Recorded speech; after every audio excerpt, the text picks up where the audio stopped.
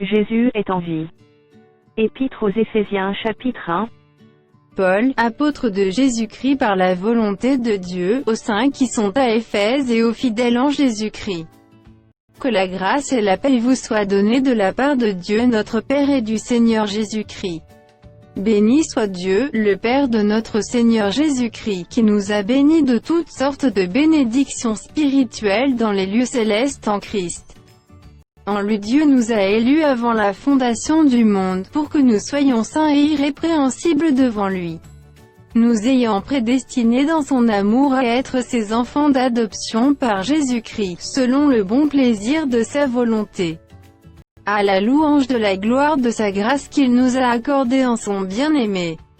En lui nous avons la rédemption par son sang, la rémission des péchés, selon la richesse de sa grâce. Que Dieu a répandu abondamment sur nous par toute espèce de sagesse et d'intelligence,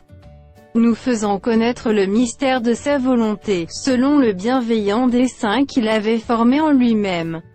pour le mettre à exécution lorsque les temps seraient accomplis, de réunir toutes choses en Christ, celles qui sont dans les cieux et celles qui sont sur la terre.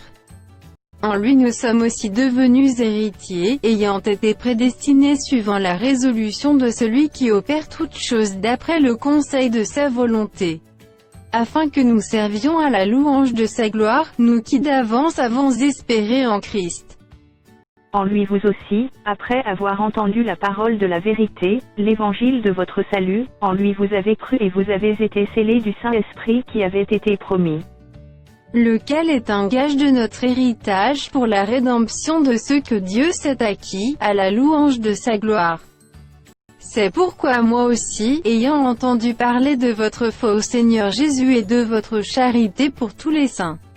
je ne cesse de rendre grâce pour vous, faisant mention de vous dans mes prières,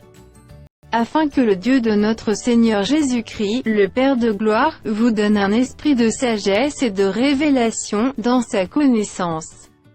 et qu'il illumine les yeux de votre cœur, pour que vous sachiez quelle est l'espérance qui s'attache à son appel, quelle est la richesse de la gloire de son héritage qu'il réserve aux saints,